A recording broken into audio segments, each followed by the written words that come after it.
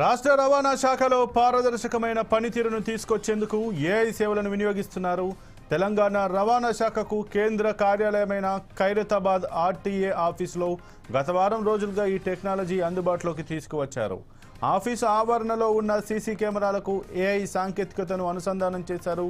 దీంతో కెమెరాలో ఒక వ్యక్తి పదే పదే కనిపిస్తే ప్రత్యేకమైన కోడ్ ద్వారా ట్రాన్స్పోర్ట్ కమిషనర్ కార్యాలయానికి స్పష్టమైన సంకేతాలను పంపిస్తూ అధికారులను అప్రమత్తం చేస్తోంది.